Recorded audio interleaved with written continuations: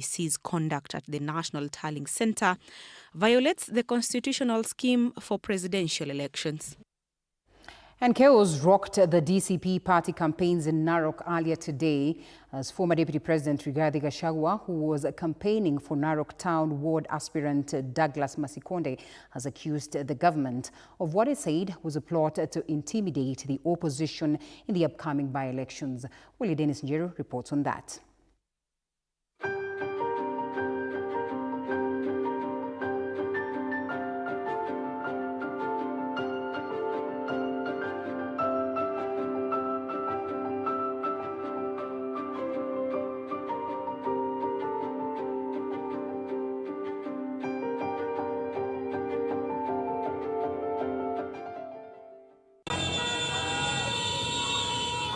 After his campaigns in Mbeere North, former Deputy President Rigathi Gachagua directed his campaigns to Narok in support of Narok Town MCA on DCP ticket Douglas Masikonde, where violence broke out. Narok Bomet Road witnessed heavy police presence and barricades that DCP leadership said were moves aimed at deterring the former deputy president from entering the town.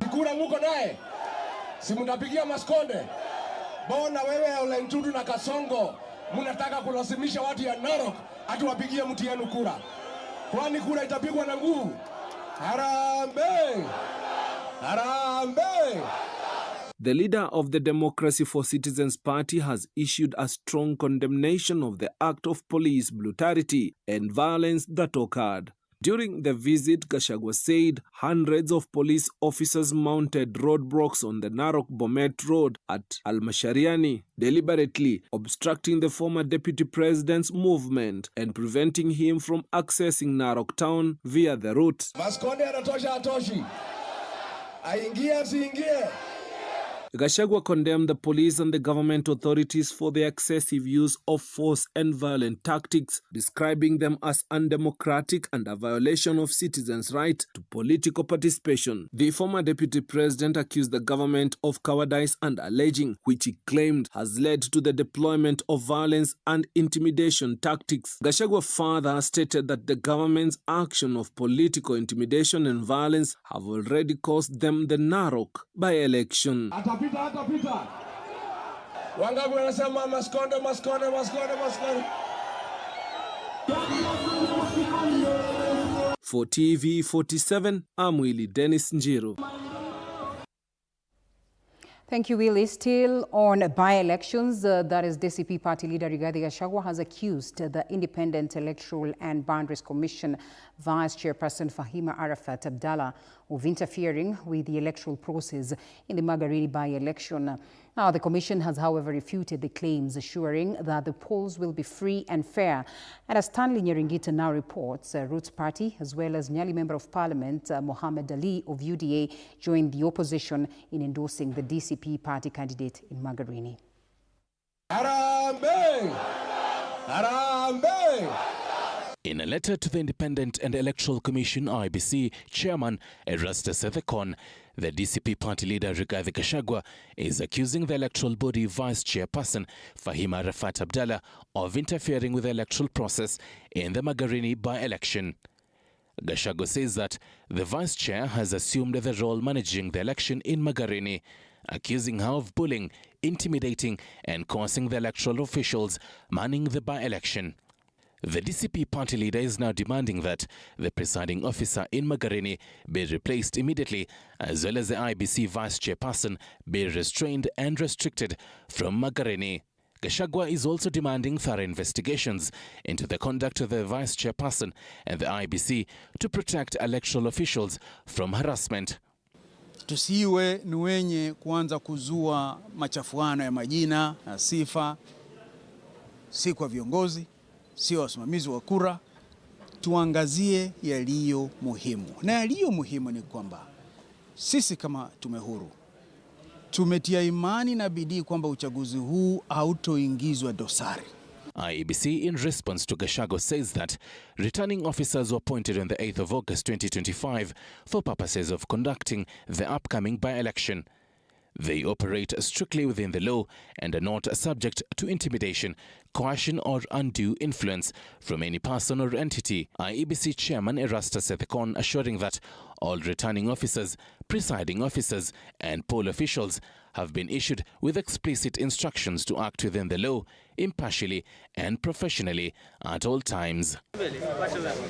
Mombasa Governor and ODM Deputy Party Leader Abdul Somad Nasir and his Kilifi counterpart Gideon Mungaro have dismissed the allegations of rigging the Thursday mini polls, saying that the opposition had sensed defeat. I am very confident that Harrison Garama Kombe will go back to Parliament on Thursday. It is because of this that the leader of DCP has panicked. Swali ni wao sera zao ni zipi za ukabila, sera za kugawanya watu. Sasa wanaona hakuna nyingine isipokuwa ni sera za uongo.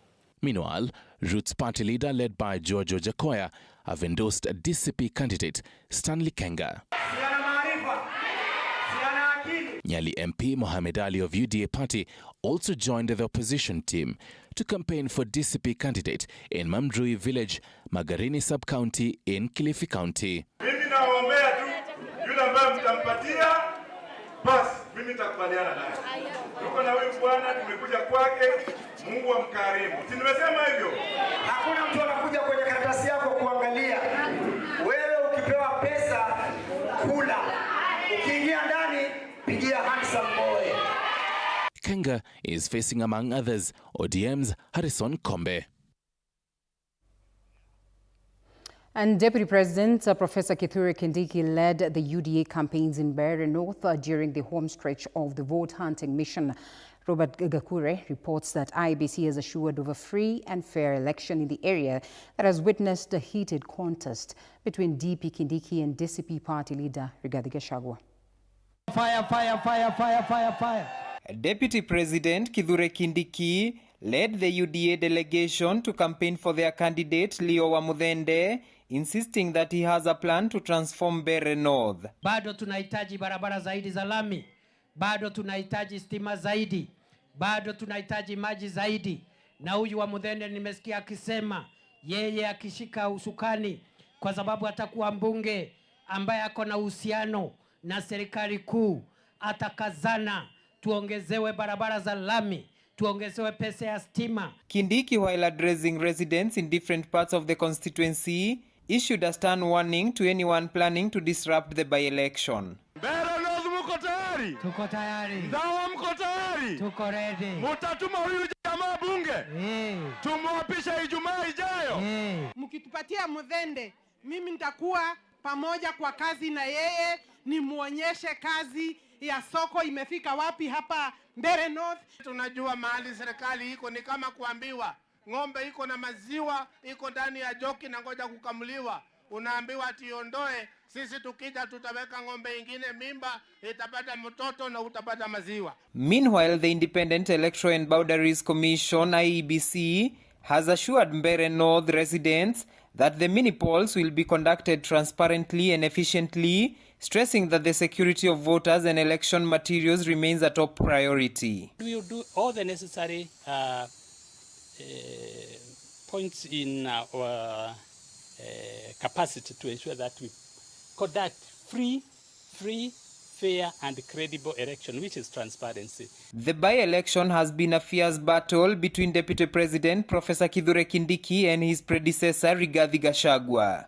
Robert Gakure, TV 47.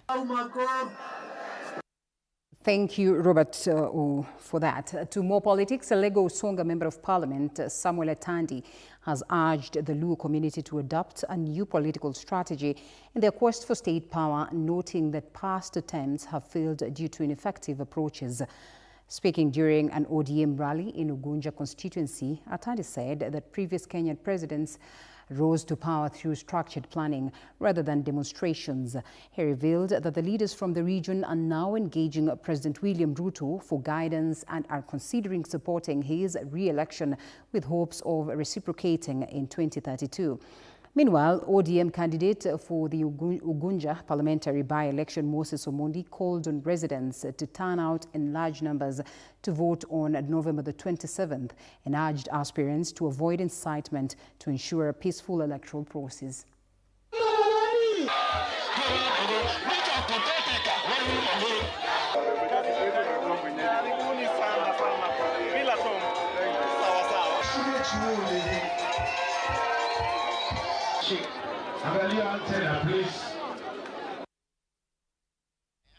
And as curtains close or come to a close on the by-election campaigns, the UDA and DAP Kenya held last-minute rallies in Chemuche, East Kabras and South Kabras wards, that is in Malava constituency, urging residents to turn out and vote this Thursday. Violet Auma reports that the authorities in the area have assured the public of their safety during the mini-polls.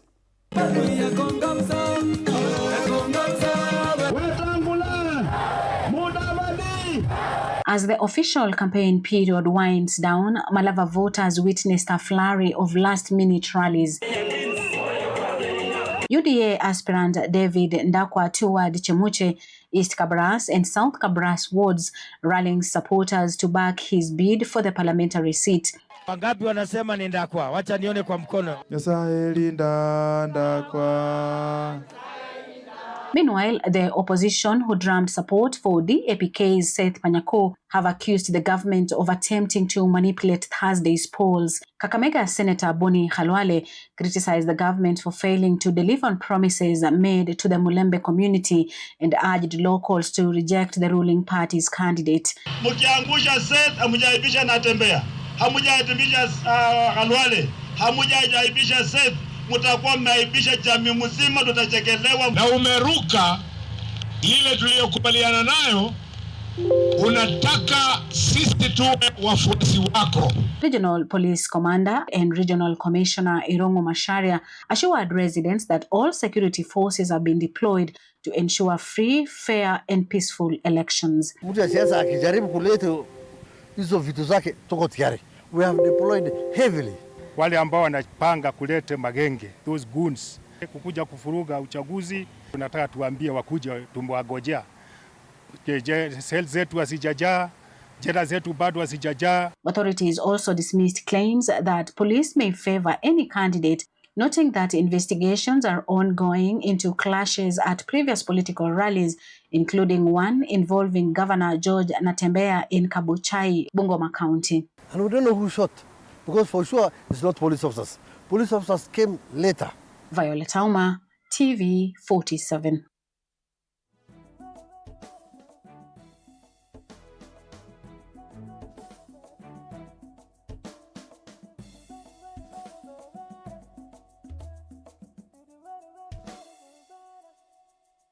And yes, we continue to follow up on the campaign processes of the different spaces where we'll be conducting by-elections as a country.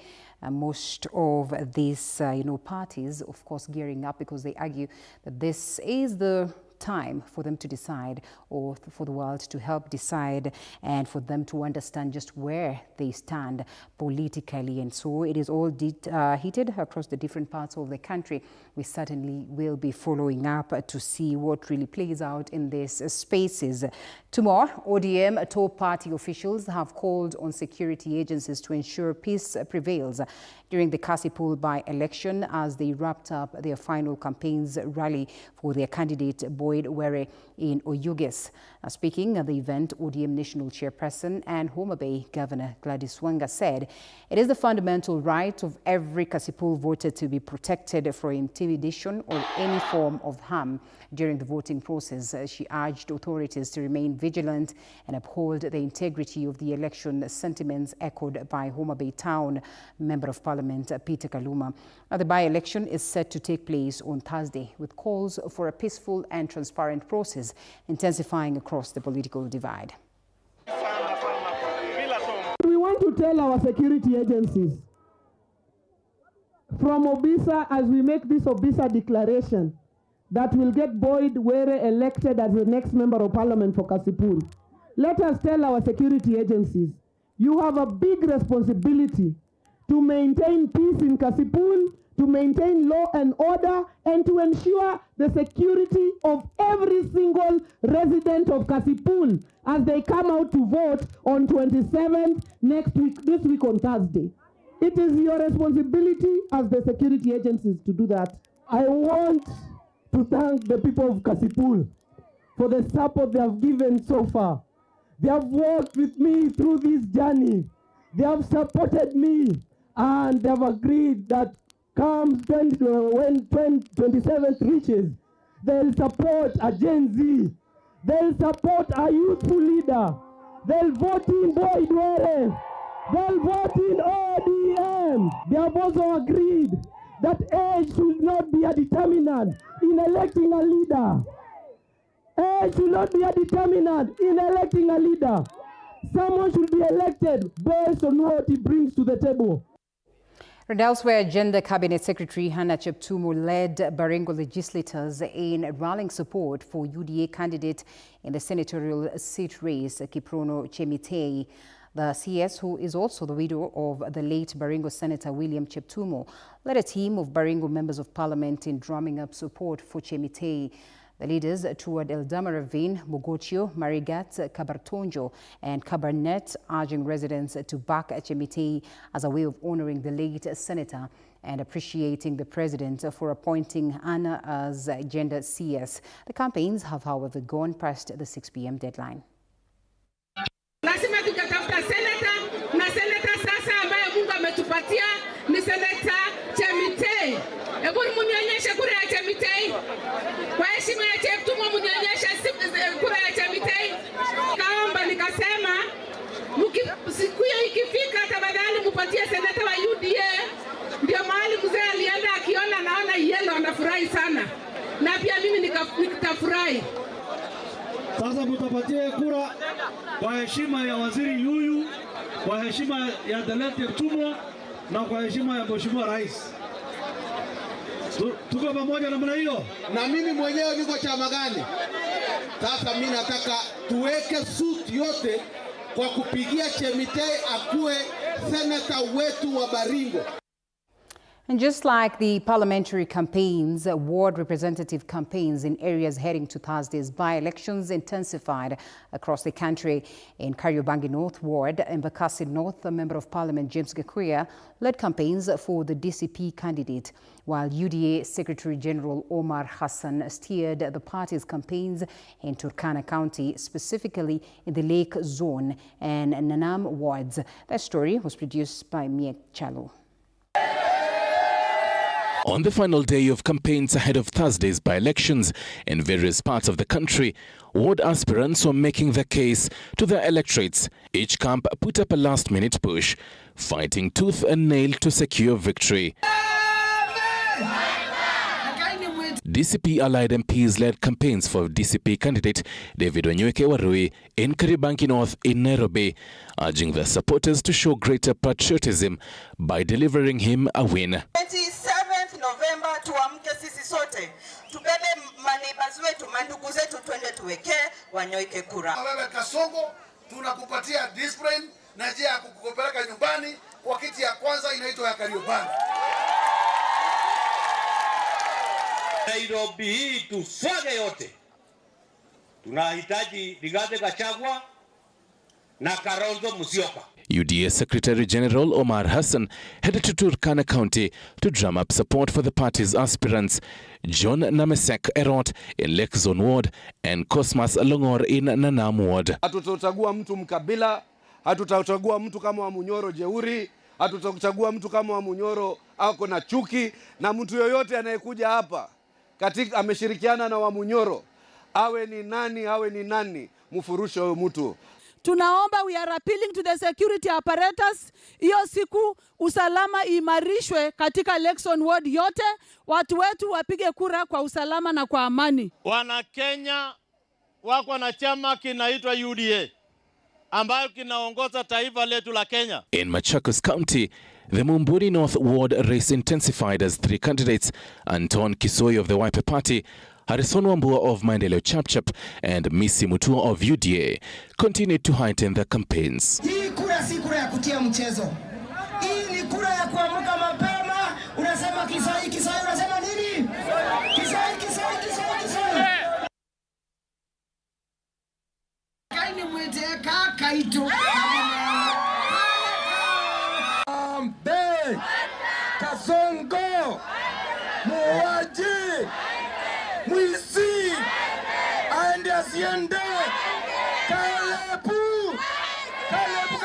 In Bungoma County, the Electoral Commission has assured of a free and fair exercise. I'll request the people of Bungoma, generally, and here in Kabuchai Chwele, to keep calm as we reach the near end to elections.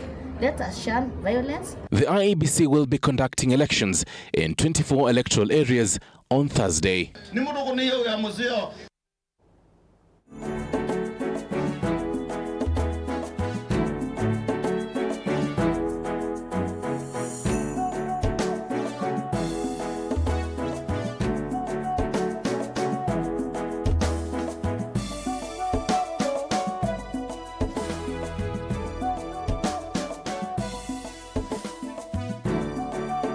All right, let's